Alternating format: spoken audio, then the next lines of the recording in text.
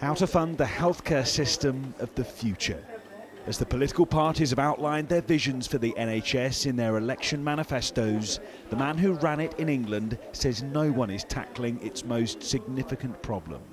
Sir David Nicholson is warning of a black hole in the NHS budget and says each of the parties is turning a blind eye. What have the parties ignored in their manifestos to do with the NHS, do you think? There is a problem, a financial problem now in the NHS, particularly in the hospital sector. There are significant numbers of hospitals now who are in serious financial problems. And if you don't deal with that now, you simply won't be able to do all the great things that we need to do in terms of caring for patients. So, acknowledging that there is a financial hole in the NHS, which will become very clear after the election, interestingly, in terms of the timescale, that is an important thing for politicians to understand. So where do the parties stand on the NHS and spending? The Tories promise £8 billion extra funding for every year by 2020, but they've also said they want 7-day access to GPs.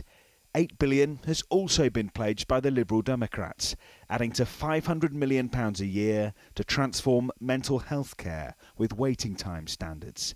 Ed Miliband and Labour say they'll put in £2.5 billion a year. That will fund 8,000 more GPs and 20,000 more nurses.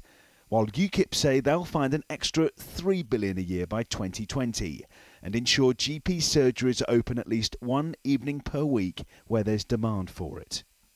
If the government decides that the deficits in the NHS have to be removed, that leaves us in a very difficult position with hospitals possibly having to reduce staff, lengthening waiting lists, and that has not really been the subject of the discussion so far.